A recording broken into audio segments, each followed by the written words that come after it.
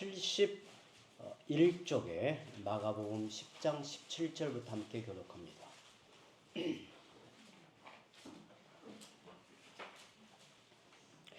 하나님의 말씀 마가복음 10장 17절에서 30절까지 함께 교독합니다.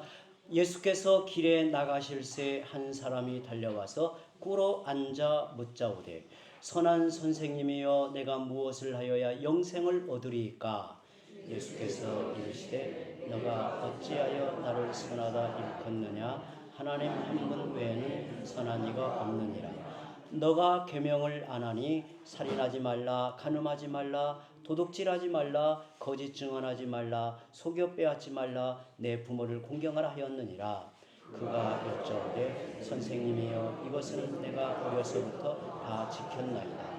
예수께서 그를 보시고 사랑하사 이르시되 내게 아직도 한 가지 부족한 것이 있으니 가서 내게 있는 것을 다 팔아 가난한 자들에게 주라. 그리하면 하늘에서 보화가 너에게 있으리라. 그리고 와서 나를 따르라 하시니 그 사람은 재물이 많음으로 이 말씀으로 인하여 슬픈 기색을 띠고 근심하여 가니라. 예수께서 둘러보시고 제자들에게 이르시되 재물이 있는 자는 하나님의 나라에 들어가기가 심히 어렵도다 하시니 제자들이 그 말씀에 놀라는지라. 예수께서 다시 대답하여 이르시되 얘들아 하나님의 나라에 들어가기가 얼마나 어려운지 낙타가 바늘기로 나가는 것이 부자가 하나님의 나라에 들어가는 것보다 쉬우니라 하시니 제자들이 매우 놀라 서로 말하되 그런즉 누가 구원을 얻을 수 있는가 하니 예수께서 그들을 보시며 이르시되 사람으로는 할 수 없으되 하나님으로는 그렇지 아니하니 하나님으로서는 다 하실 수 있느니라. 베드로가 여자와 이르되 보소서 우리가 모든 것을 버리고 주를 따르나이다. 예수께서 이르시되 내가 진실로 너희에게 이르노니 나와 복음을 위하여 집이나 형제나 자매나 어머니나 아버지나 자식이나 전토를 벌인 자는 현세에 있어 집과 형제와 자매와 어머니와 자식과 전토를 100배나 받되 박해를 겸하여 받고 내세 영생을 받지 못할 자가 없느니라. 아멘. 올해 5월에는 가정의 의미를 하나님 나라의 질서 가운데 세워가시는 새로운 가정, 또 하나님께서 새로운 가정으로 이끄시는 은혜의 질서가 무엇인가를 좀 다른 각도에서 가정을 새로운 각도에서 살펴보는데요. 오늘 우리 성도들이 낯설고 좀 어렵게 느껴질 수 있는데 오늘도 집중해서 함께 말씀을 함께 봅니다. 한 사람이 예수님께 찾아와 질문합니다. 선한 선생님이여 내가 무엇을 하여야 영생을 얻을 수 있습니까? 예수님은 그에게 10계명 중 몇 개의 계명을 언급하시면서 그것을 지키라고 말씀하십니다. 그는 예수님께 다시 아뢰입니다. 선생님이여 이것은 내가 어릴 적부터 다 지켰나이다. 좀 대단하죠? 예수님은 그를 보시고 사랑하여 다시 말씀하십니다. 너에게 아직도 한 가지가 부족한 것이 있으니 가서 너에게 있는 것을 다 팔아 가난한 자들에게 주라. 그리하면 하늘에서 보화가 너에게 있으리라. 그리고 와서 나를 따르라. 그는 도저히 이것만큼은 이행할 수가 없었습니다. 이 사람은 재물을 붙드는 자이고 그 재물을 포기할 수 없었기 때문입니다. 그래서 슬퍼하고 근심하면서 예수님을 떠나갔다라는 것이 오늘 우리가 읽은 본문에 나옵니다. 여러분, 한번 이 사람을 좀 객관화해서 이 사람을 한번 생각해 보세요. 오늘날 많은 교회가 모범적으로 여기는 교인상이 아닐까? 이 사람을 생각할 때 첫째, 그는 영생에 대한 진지하고 깊은 관심을 가지고 있었죠. 둘째, 그는 최대한 하나님의 계명을 지키려고 애를 썼습니다. 그는 부모를 공경하였고 살인이나 간음 또는 도둑질도 하지 않았습니다. 거짓 증언조차 하지 않았죠. 항상 이웃을 선대하려고 노력했습니다. 셋째, 그런데도 그는 자신이 부족하다고 생각하여 어떻게 하면 영생을 얻을까 고민하며 예수님께 찾아왔습니다. 아마도 그는 회당에 열심히 나아갔을 거예요. 자신의 모든 재물을 포기하지 않았을 뿐이지 나름대로 다른 이들보다 많은 헌금을 드렸을 것입니다. 그가 하지 못한 것은 단 하나입니다. 자기 재산을 포기하고 예수님을 따르는 것. 그것 하나가 그에게는 이제 문제였죠. 그 일만은 할 수 없었습니다. 요즘 이런 사람 정도면 훌륭한 신자라고 하지 않을까요? 이 정도면 그래도 훌륭한 신자라고 여기지 않을까요? 그러나 오늘 말씀의 내용과 문맥을 보자면 이 사람은 하나님 나라에서 받을 상급이 문제가 아닙니다. 그는 사실 주님이 보실 때는 믿음이 없는 자였습니다. 그는 구원을 받지 못한 사람이었습니다. 한번 생각해 보죠. 한편의 관점에서는 참 그래도 훌륭한 신자이겠지라고 보이지만 이 사람에 대하여 주님의 관점에서 한번 생각해 보죠. 그가 예수님께 나아가 묻는 질문부터 문제였습니다. 이 사람은 예수님을 대하여 주님이라고 부르지 않고 선한 선생님이여 이렇게 부릅니다.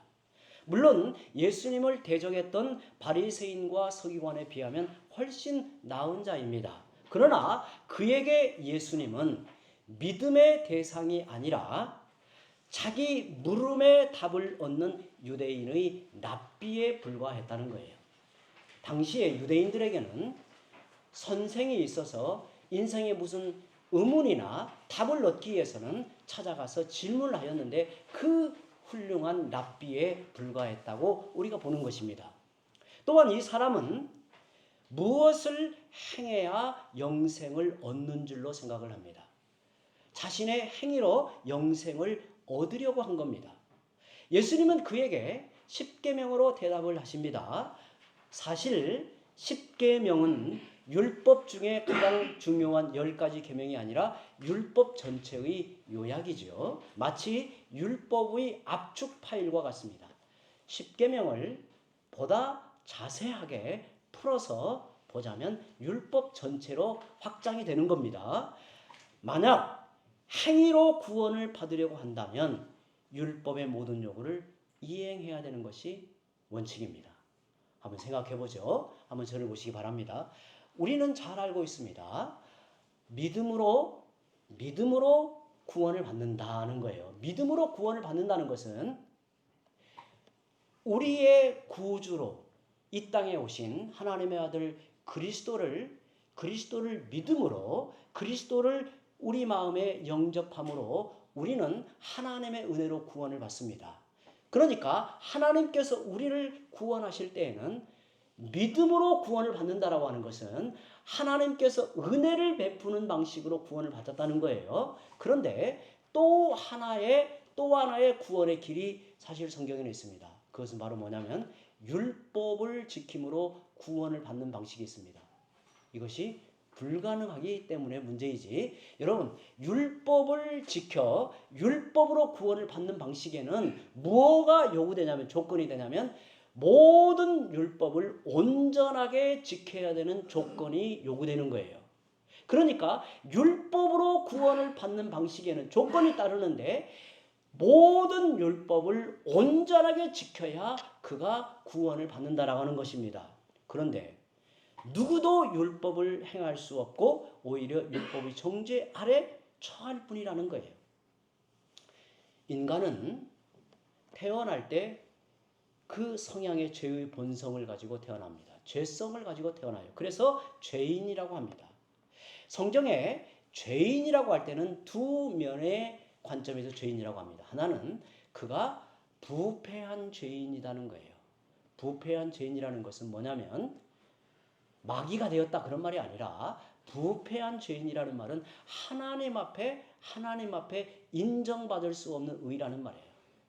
하나님에게 받아들여질 수 없는 의가 되었다는 거예요. 그래서 하나님 보실 때는 그게 부패한 죄인이다. 또 하나는 하나님 앞에 의를 행할 수 없는 무능한 죄인이라는 무력한 죄인이라는 말이에요. 그래서 예수님의 말씀을 이 사람이 듣고는 어떻게 반응하는 게 옳냐면 부끄러워하며 이렇게 대답하는 게 옳습니다. 주님, 저는 율법의 요구를 전혀 행할 수 없는 연약한 죄인입니다. 나는 연약한 죄인입니다. 율법을 도무지 행할 수 없는 연약한 죄인입니다. 이렇게 고백하여 주님께 나아가는 것이 옳은 거죠. 하지만 그는 자신이 율법을 다 지켜 행했다고 대답을 합니다. 예수님은 이 사람이 마음속 깊은 곳에 붙들고 있는 자기 인생의 신이 무엇인지, 우상이 무엇인지를 간파하여 보셨습니다. 실제로 그는 재물을 붙들고 있었어요. 재물을 섬기고 있었어요.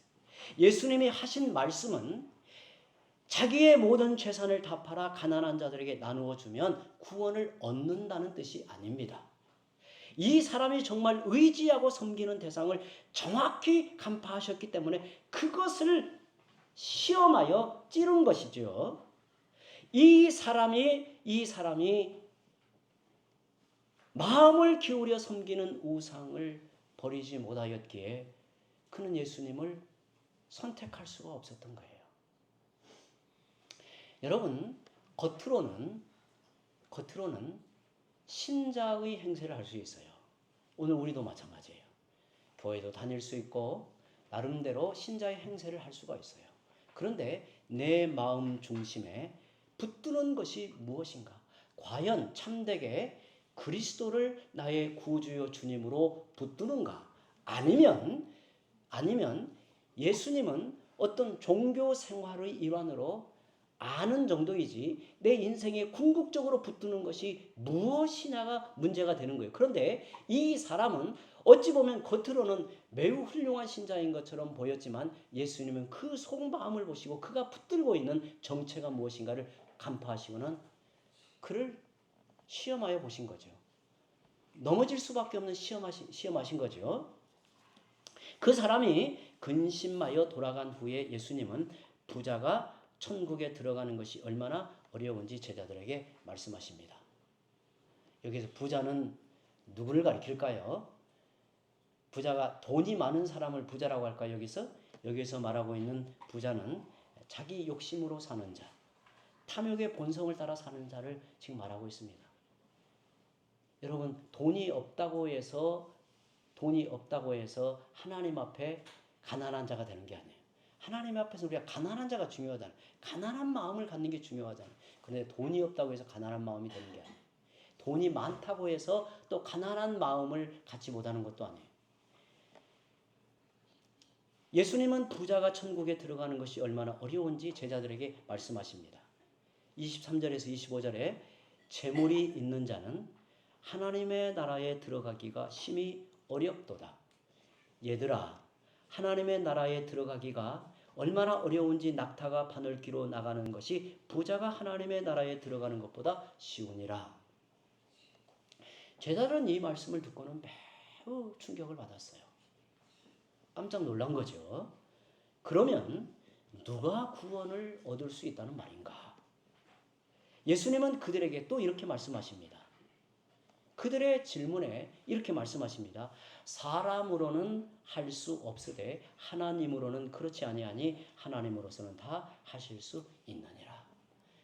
여기에 구원의 본질을 담아내어 우리에게 전하고 있습니다. 여기서 자신의 행위로 구원을 받으려고 한 사람과 예수님의 차이가 극명하게 나뉘어집니다.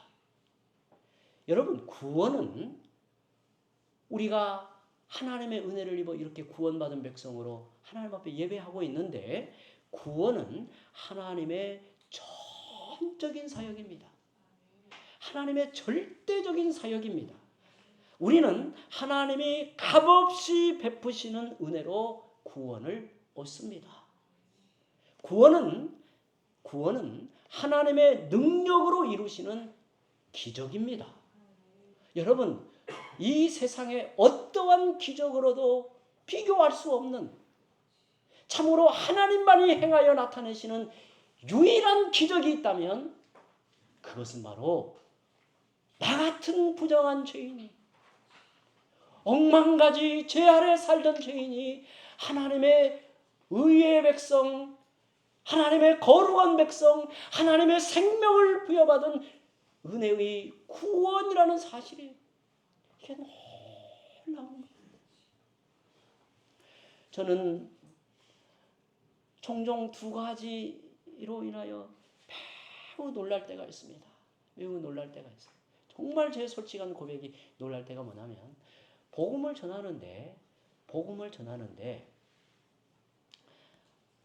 정말 복음에 대하여 눈을 뜨지 못하고 복음을 배척하고 무관심하고 복음을 아주 하찮게 여기는 그 사람의 모습을 보면서 야, 내가 이전엔 저랬는데 이제는 눈을 떠서 이 복음의 소중한 가치를 알고 하나님의 은혜의 복됨을 알고 구원받은 신자의 복됨을 알게 되었다는 사실 앞에 너무 감사하며 놀라움이 있어요. 너무 놀라워요. 똑같이 밥을 먹고 똑같이 호흡하고 똑같이 세상에 살고 있는데 저 사람은 멸망과 영원한 저주 아래 있는데 어쩌면 똑같은 인생인데 이렇게 하나님의 은혜를 입었을까를 생각하면 제 속에서는 정말 이게 감격의 눈물이 흐를 때가 있어요. 야, 내가 은혜를 입었구나. 또 하나의 놀라는 것은 뭐냐면 어쩌다가 복음을 전할 때 나와 같이 복음의 눈을 뜨고 구원의 은혜를 아는 사람을 만나면 어찌 저 속에 그 은혜가 있을까? 어떻게 저렇게 복음을 알고 있을까? 저는 어느 날 사도 바울의 서신을 읽으면서 어떻게 사도 바울이 이렇게 복음을 놀랍게 전할 수 있을까? 내가 알고 있는 이 복음을 어쩌면 이렇게 참으로 놀랍게 복음을 전하고 있을까 앞에서 감격이 돼요. 좀 우스운 논리 같지만 야, 사도 바울이 참 대단하다, 위대하다 이렇게 보여요. 왜냐하면 내 안에 있는 복음을 그의 입으로 논술해 놓은 것을 보고서 기록해 놓은 걸 보고서 놀랍다는 거예요. 여러분, 구원은 하나님의 능력으로 우리 안에 나타내신 기적입니다. 바로 그때 베드로는 의문이 생겼습니다. 28절에 이 사람과 달리 우리는 모든 것을 버리고 주님을 쫓아왔나이다. 그러면 우리가 얻을 것이 무엇입니까? 이제부터 오늘 우리가 함께 나누려고 하는 말씀의 이제 본문을 이제 시작하려고 합니다.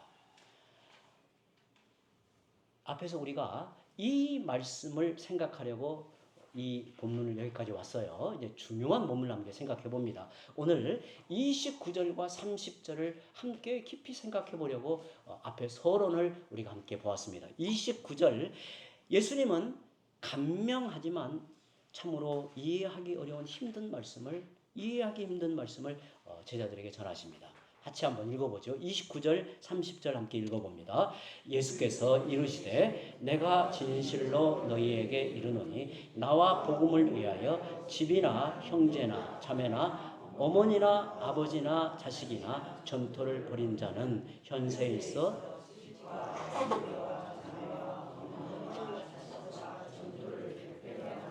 박해를 겸하여 받고 내세의 영생을 받지 못할 자가 없느니라. 아멘.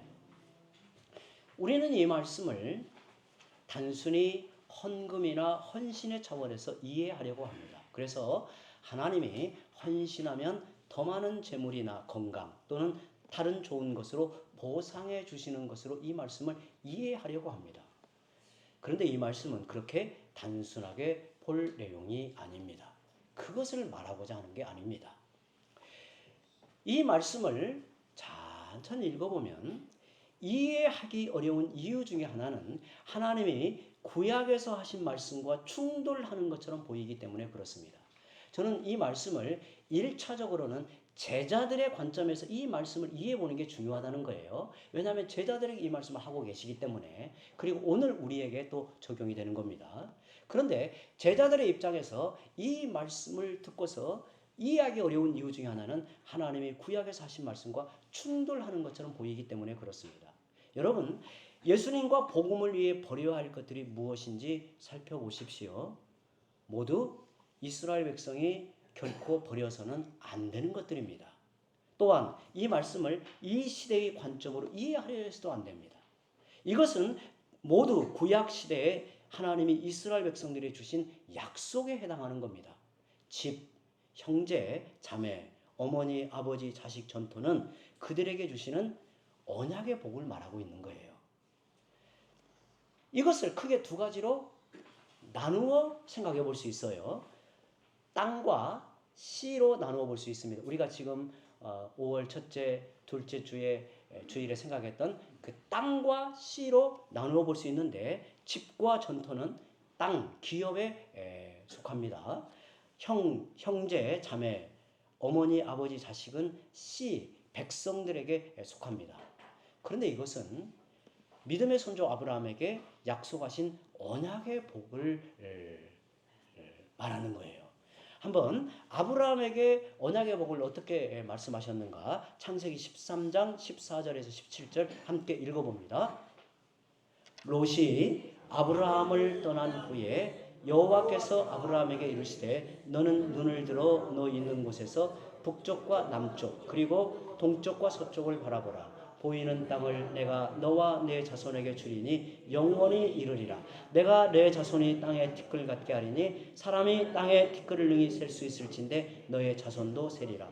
너는 일어나 그 땅을 종과 행위로 두루 다녀보라. 내가 그것을 너에게 주리라. 아멘. 이 말씀의 배경을 잠시 생각하면 롯은 삼촌 아브라함의 그늘에서 함께 생활했습니다. 그런데 하나님께서 아브라함을 부르시고 아브라함에게 언약하신 그 언약의 후사에서 롯은 해당이 안 되었습니다. 그러니까 하나님께서는 롯을 분리하여 떨어져 나가끔 하시는데 어떤 방식이었냐면 롯과 아브라함의 종들 사이에 갈등이 일어났어요. 서로 목축을 하는데 갈등이 일어나자 그러자 삼촌의 입장에서 조카와 좋은 관계로 지냈으면 하여서 서로 지역을 나누어 목축을 하자 하여서 두 지역을 놓고 롯에게 택하라고 합니다. 그런데 롯은 당연히 자기가 보았을 때 좋은 조건, 좋은 환경을 지역을 택해요. 그래서 소돔이라고 하는 지역을 택하여 롯은 떠나갑니다. 그런데 이게 큰 그림에서 볼 때는 아브라함의 언약의 줄기에서 롯은 죄되는 거예요. 그래서 롯이 아브라함에게서 떠난 후에 하나님께서 아브라함에게 언약하신 내용을 다시 한번 반복하여 하신 말씀이 13장 14절에서 17절의 말씀입니다. 이 말씀에서 의미하고 있는 땅은 지금 눈앞에 보이는 부동산이나 집이 아닙니다. 아브라함에게는 지금 이 상황에서는 아무것도 없는 상태입니다. 그냥 가나안 땅에 들어와서 한 지역에 머물러서 이방인으로 살아가고 있는 거예요. 하나님이 기업으로 주실 약속의 땅과 그에 속한 삶의 터전을 말하고 있는 겁니다. 그런데 예수님은 주님과 복음을 위해 이것들을 버리라고 말씀을 하시는 겁니다. 여기서 버린다는 의미는 그게 전부인 것처럼 붙들고 있지 말라는 뜻입니다. 이 말씀에서 또 자손, 씨는 단순히 앞으로 태어날 많은 사람들을 뜻하지 않습니다. 언약 공동체인 이스라엘을 말하고 있는 겁니다. 그런데 예수님은 주님과 복음을 위해 이것을 또한 버려야 한다고 말씀하십니다. 그렇다면 이스라엘을 버리라는 말인가? 또 기업의 땅을 버리라는 말인가? 이게 이제 이해가 안 된단 말이에요. 이것은 분명 율법에서 금하고 있는 명령입니다. 구약 성경의 관점에서 이것들을 버리는 것은 일종의 배교적 행위죠. 즉 이스라엘이기를 포기하는 것과 같습니다. 여러분, 하나님께서 이스라엘을 하나님 앞에 부르실 때는 어떠한 자로 부르셨는가를 출애굽기 19장 5절 6절을 함께 읽어봅니다. 세계가 다 내게 속하였나니 너희가 내 말을 잘 듣고 내 언약을 지키면 너희는 모든 민족 중에서 내 소유가 되겠고 너희가 내게 대하여 제사장 나라가 되며 거룩한 백성이 되리라. 너는 이 말을 이스라엘 자손에게 전할지니라. 그러니까 이스라엘 백성의 정체성은 언약 백성이라는 거예요. 특별히 그들이 하나님 앞에 언약 백성으로 부름을 받고 그는 하나님께 소유된 자들이고 또 하나님께 대하여 제사장 나라가 되고 거룩한 백성이 되리라는 거예요. 한마디로 하나님 앞에 보배로운 백성들이에요. 그 언약 공동체가. 또 레위기 25장 23절에 토지를 영구히 팔지 말 것은 토지는 다 내 것임이니라. 너희는 거류민이요 동거하는 자로서 나와 함께 있느니라. 그러니까 토지는 전토는 하나님의 것이에요. 이걸 버릴 수 없는 거예요. 그런데 예수님은 이제 잘 들어보시기 바랍니다. 그런데 예수님은 주님과 복음을 위해 이 땅과 씨를 버리면 100배로 갚아주시겠다고 약속을 하십니다. 그런데 문제는 그때가 언제인가라는 거예요. 그런데 오늘 30절 말씀에 현세에 있어라고 그때를 밝힙니다. 현세에 있어 집과 형제와 자매와 어머니와 자식과 전토를 100배나 받대. 본문에서 현세에 있어라는 말을 헬라어 원문 그대로 직역을 해본다면 이 말이 바로 지금이라는 말이에요. 바로 지금, 지금 바로 이 순간 이때라는 말입니다. 단순히 살아있는 동안 언젠가라는 의미가 아닙니다. 좀 더 구체적으로 표현하면 예수님과 복음을 위해 기업의 땅과 백성을 버리는 바로 지금이라는 뜻입니다. 그런데 이게 말이 되냐는 거예요. 이게 말이 되는 거예요. 이뿐 아니라 예수님이 약속하신 내용 역시 이해하기가 좀 어렵습니다. 가만히 생각해 보면 자기 집이나 전토를 벌이고 100배나 보상을 받는다면 얼마나 좋겠습니까? 여기는 뭐 쉽게 수긍이 되죠. 여러분, 집을 주를 위해 버리는데 집이 100채가 되면 뭐 안 그럴 사람이 어디가 있겠어요? 전토를 벌이는데 100배가 되면 뭐 100번이라도 주를 위해서 버리죠. 이건 수긍이 금방 됩니다. 그런데 어머니를 버리면 100배의 어머니가 생긴다는 말이 뭐예요? 100명의 어머니가 생긴다면 한 명도 모시기 어려운데 100명이 되면 어떻게 모셔야 해요? 또 100배, 형제를 버리면 100배의 형제가 생긴다는 것은 좀처럼 이해하기가 어렵습니다. 과연 이것이 무엇을 의미할까요? 무엇을 의미하기 위해서 이렇게 말하는 겁니까? 우리는 이 말씀을 곰곰이 생각해 보면 한 가지 중요한 실마리가 있다는 사실을 발견합니다. 그게 바로 뭐냐면 30절에 박해를 겸하여 받고라는 말이에요. 이 말씀의 깊은 의미를 파악하는 단서가 저는 여기에 있다고 봅니다.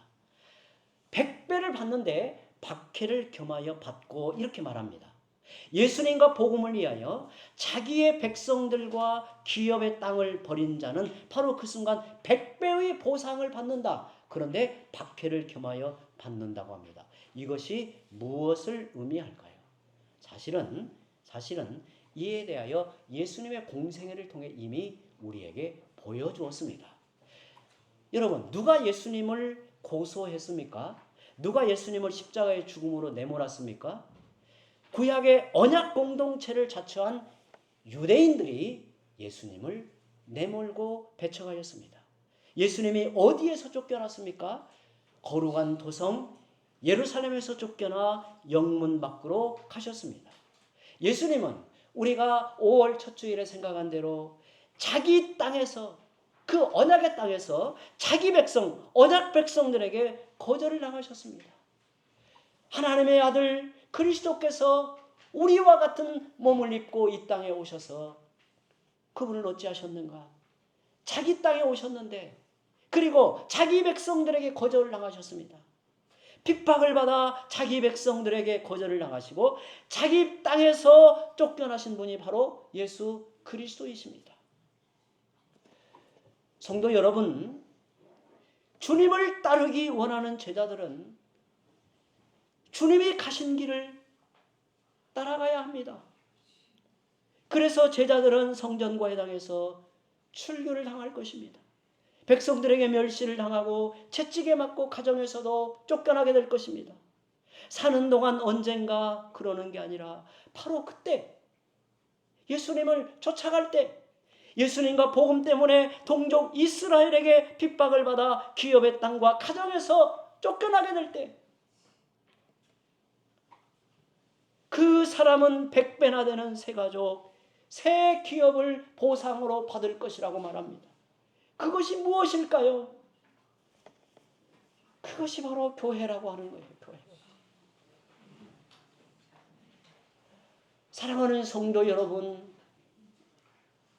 오늘 이 시대의 주님의 교회를 인간의 눈으로 보면 편방에 자그마한 사람들의 모임처럼도 보이고 보잘것없이도 보일 수 있지만, 하나님께서는 이 땅에 주님을 따르고 주의 길로 가는 사람들에게 베푸시는 100배의 보상, 무엇으로도 비교할 수 없는 보상이 교회가 우리에게 주어졌다는 거예요. 성도 여러분, 우리가 교회이지만 주님은 교회를 우리에게 베푸셨단 말이죠. 교회를 선물로 우리에게 주셨단 말이에요. 우리를 교회 안에 심어 교회 안에 두셨지만 하나님께서는 주님의 몸된 교회를 우리에게 베푸셨단 말이죠. 우리가 속하는 교회는 혈통을 초월한 새 가족, 새 이스라엘, 새 기업으로 우리에게 주어진 것입니다. 그런데 예수님은 버려야 할 것과 100배로 주시는 것 사이에 의도적으로 하나의 대상을 제외하십니다. 29절과 30절을 비교해 보면 버리는 것 중에서 그것만큼은 100배로 주시겠다고 약속하지 않은 것이 하나 있습니다. 29절과 30절을 다시 한번 읽어보죠. 그걸 찾아보기 위해서 다시 한번 읽어보죠. 예수께서 이르시되 내가 진실로 너희에게 이르노니 나와 복음을 위하여 집이나 형제나 자매나 어머니나 아버지나 자식이나 전토를 벌인 자는 현세에 있어 집과 형제와 자매와 어머니와 자식과 전토를 100배나 받되 박해를 겸하여 받고 내세 영생을 받지 못할 자가 없느니라. 하나가 차이가 있는데 그게 뭐예요? 아버지만 100배로 주시지 않겠다고 하는 거예요. 이유가 뭘까요? 예수님과 복음을 위해 아버지를 버린 자, 즉 이 아버지를 버린 자라는 말은 핍박을 받아 육신의 아버지에게 버림받은 자는 이란 말이에요. 100명의 아버지를 보상으로 받지 않는다고 말합니다. 그걸 말하고 있지 않습니다. 복음을 알고 예수님을 주님으로 고백하여 교회의 지체가 된 사람은, 참 신자가 되면 온갖 핍박을 받을 것입니다. 눈앞에 고난이 있고 희생이 따릅니다. 좁은 길로 가야 되고 좁은 문으로 들어가야 됩니다. 제자들은 성전과 회당에서 출교를 당하였습니다. 자기 땅에서 쫓겨날 것입니다. 자기 동족 유대인들이 그를 이방인 집권자에게 끌고 가며 매질할 것입니다. 육신의 가족에게도 버림을 받을 것입니다. 그 대신 그에게는 새로운 가족들이 100배로 주어진단 말이죠. 여러분, 오늘 우리는 한반도 저 남녘 끝에 광양의 조그마한 시골 동네에 서 있는 교회일지라도 우리 교회의 근원, 우리 교회의 소속은 그리스도 안에 있는 것이요, 하나님의 창조의 역사 이후에 일으켜 세우실 모든 택한 백성들의 우주적 교회의 한 부분을 이루고 있는 거예요. 우리는 이 교회 안에서 주님을 보고 이 교회 안에서 모든 주의 교회를 바라보고 나가는 거예요. 우리가 그렇게 중요한 거예요. 농촌의 작은 교회, 힘없는 교회여서 우리가 보잘것없는 게 아니라 주님이 귀하듯이 우리 교회가 귀하고 저 도시의 세련된 교회보다 우리 교회가 훨씬 영광스럽다는 것을 기억하시기 바라요. 우리의 눈은 거기에까지 확장되어 보고 있는 거예요. 그는 어머니도 형제도 자매도 자식도 100배로 받습니다. 교회가 바로 새 가족이죠. 하지만 그 사람의 아버지만큼은 100배로 보상받지 않습니다. 왜 그럴까요? 예수님은 왜 아버지를 100배의 보상해서 죄하셨을까요? 그 사람은 100명의 아버지 대신 단 한 분, 예수 그리스도의 아버지, 하늘에 계신 우리의 아버지를 받을 것이기 때문에 그렇습니다. 영원하신 하나님, 예수 그리스도의 아버지, 하늘에 계신 우리의 아버지를 참으로 받을 것이기 때문에 그렇습니다. 사랑하는 성도 여러분, 육신의 아버지가 나를 사랑하고 나를 기르고 온갖 사랑을 더하여서 자식의 도리를 다하도록 이끌어 가시는 것처럼 그보다 더 확실하고 분명하고 실제적으로 우리의 하늘 아버지께서는 우리의 아버지가 되신단 말이에요. 우리의 아버지가 되신단 말이에요. 저는 이제 60이 되면서 부모님에 대한 생각이 많이 바뀌더라고요. 어느 날부턴가 아버지가 전화를 드리면 신목사 전화해줘서 고마워 그렇게 대답을 하시는 거예요. 처음에는 이게 참 부담스럽더라고요. 왜 아버지가 저렇게 말씀하시나. 그런데 이제 아버지가 연세가 들고 또 자식을 바라보는 생각이 이제 달라진 거예요. 그렇게 이제 저를 이제 바라보시더라고요. 저는 연세가 드신 아버지여도 살아계시는 것, 제 곁에 계시는 것이 그렇게 큰 위안이 되고 든든하고 힘이 됩니다. 비록 저에게 인간적인 도움을 주시진 않아도 곁에 계셔서 저를 지켜보고 지지하고 기도해 주시는 것이 저에게는 큰 위로와 힘이 돼요. 그러나 언젠가는 육신의 아버지는 책에서 떠나고 그리고 하늘나라에 이르러 이제는 형제로 만나게 될 것이죠. 이 땅에서 우리의 아버지는 한시적이에요. 하나님 나라에 가면 우리는 한 형제가 되고 한 권속이 되는 거죠. 그래서 이 땅에서의 아버지는 영원하지 않아요. 잠시 우리 앞에 아버지로 계시는 거예요. 하나님을 모르는 사람은 아버지를 잃어요. 아버지가 없는 인생이 돼요. 그런데 우리에게는 영원한 아버지, 예수 그리스도의 아버지 하나님이 우리의 아버지 하나님이 되신단 말이죠. 마태복음 23장 8절에서 10절에 이렇게 말합니다. 그러나 너희는 납비라 칭함을 받지 말라. 너희 선생은 하나요 너희는 다 형제니라. 땅에 있는 자를 아버지라 하지 말라. 땅에 있는 자를 아버지라 하지 말라. 너희의 아버지는 한 분이시니 곧 하늘에 계신 이시니라. 또한 지도자라 칭함을 받지 말라. 너희의 지도자는 한 분이시니 곧 그리스도시니라. 예수님이 이 땅에 오신 목적은 바로 이것입니다. 예수 그리스도의 아버지 하나님이 우리의 아버지가 되게 하시기 위해서입니다. 예수님이 친히 우리의 인도자 그리스도가 되심으로 이 새로운 관계가 성립이 되었습니다. 그 결과로 우리는 형제와 자매, 즉 새 가족이 되는 것입니다. 우리는 이런 생각을 갖습니다. 물이 피가 물보다 진하다라고 생각을 해요. 인간의 인연이 또 가족의 인연이 형제의 인연이 더 밀접하게 생각이 돼요. 그러나 우리가 조금만 눈을 떠서 멀리 보면 우리는 영원히 함께 거할 주 앞에 살아갈 형제 자매들이에요. 형제들이에요. 자매들이에요. 저는 어느 날 그렇더라고요. 자녀 셋을 보면서 어느 날 주님이 저에게 이렇게 말씀하시는 거예요. 저 아이들도 너의 형제이다. 지금은 잠시 부모와 자식의 관계이지만 주 앞에 이를 때는 영원한 형제 자매이다라는 것. 그게 저에게는 큰 위로가 되고 새로운 눈을 뜨고 바라보게 되었어요. 그래서 우리는 예수 그리스도의 아버지를 향해 하늘에 계신 우리 아버지여라고 부르는 특권을 누립니다. 하늘에 계신 우리 아버지여라고 기도할 때 그것이 얼마나 놀라운 특권인가를 우리는 기억해야 돼요. 100명의 아버지가 아닌 한 분의 아버지를 주시기 때문에 교회는 구성원이 많아진다 해도 오직 한 분 아버지를 모시는 하나의 새로운 가정으로 세워져 가는 것입니다. 그래서 우리는 믿음으로 항상 이렇게 고백합니다.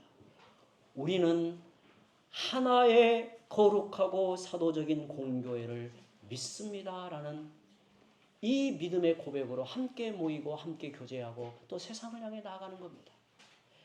그리스도의 한 몸인 하나의 교회를 주께서 세우심으로 그 안에 우리가 있고 그리스도 안에 있는 백성으로 그리스도와 연합한 거룩한 교회로 우리가 이 땅에 세워져 있고 그리고 사도의 신앙을 전수하고 그 토대 위에 세워져가는 교회로 우리가 서 있으며 그리스도의 신앙을 고백하는 공적인 교회, 우주적인 교회 안에 우리는 소속되어 우리에게 주어진 삶을 힘있게 살아가는 거예요.